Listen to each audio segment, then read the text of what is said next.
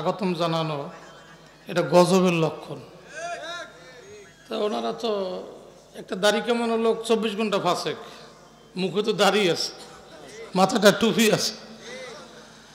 এদের সম্মান করা মানে নবী রসুলদের সম্মান করা। মূল কথা হইল দীর্ঘদিন স্টেজে কথা বলতে পারিনি, কথা বলতে গেলেই কানে কানে কইতো, এমন লোকে কইতো মনে করে থাপড়াই, প্যান পরা, বিড়ির গন্ধ হয়, কানে কানে কইতো রস করবেন মাটির নিচে, উপর রস করবেন না।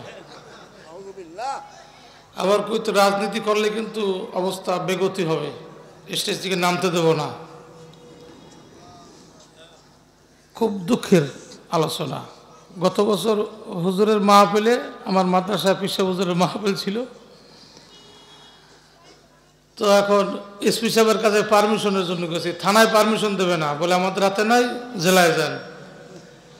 এসপি সাহেবের কাছে গেছি, উনি বলে রাখেন, আমি টিপ দিয়ে দেখি। কি দেখবেন কম্পিউটারে? কয় লিস্ট আছে, লিস্টে যদি আপনার বক্তার নাম থাকে তাহলে পারমিশন পাবেন না। তা আমি বললাম, স্যার সব হুজুরগো নাম কহ, তাহলে হুজুরগো যদি লিস্ট থাকে তাহলে সাদাবাজদের লিস্ট থাকবে না, চোরদের লিস্ট থাকবে না, খুনিদের লিস্ট থাকবে না? এখন কথা কম বলেন, মানে মেজাজ গরম। সাদাবাজদের কোনো লিস্ট নাই, খুনিদের কোনো লিস্ট নাই, হুজুরদের লিস্ট। খুব দুরবস্থার মধ্যে দিন কাটাইছি। ঠিক শুধু ঠিক বললে হবে না, আল্লাহ পাক সুযোগ দান করছেন। আমি যে আয়াত বলছি, ফাইন্না মাআল উসরি ইসরা, মানে কষ্টের সাথে শান্তি।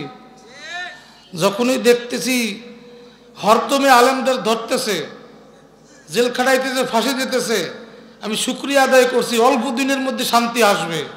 অনেকে বলো যে সম্ভব না, এই মহিলা না মরলে আসবে না। কই মরে তো নাই, শান্তি আইছে না? এই শান্তি ধরে রাখতে হবে। ওলামাদেরকে মসজিদের মেম্বারে থাকলে হবে না, পরিষদের চেয়ারে বসতে হবে।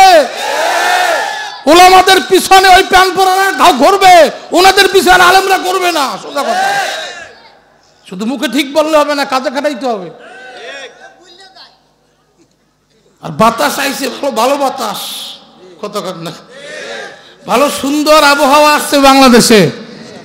যদি ওলামারা এক প্লেটে আসে, মাথার পাগড়ি কোমরে বাঁধে নামিয়ে দিতে হবে, পারা যাবে না ইনশাল্লাহ। এই দেশে যেন ওলামারা বুক ফুলে কথা বলতে পারে, কোরআনের আওয়াজ স্পষ্ট আওয়াজ, আদুব্বুম মুবিন। সুতরাং এখানে কোনো গোপন টোপন নাই, কারো দিক নির্দেশনে আলোচনা চলবে না, ঠিক না? ঠিক। আল্লাহ কবুল করে সবাই জোরে বলি আমিন। আমি যে কথা বলতেছিলাম, যত দূরে মাইকের আওয়াজ যায় খেয়াল করেন। 2 দিনের মাহফিলের আজকে শেষ দিন, কারো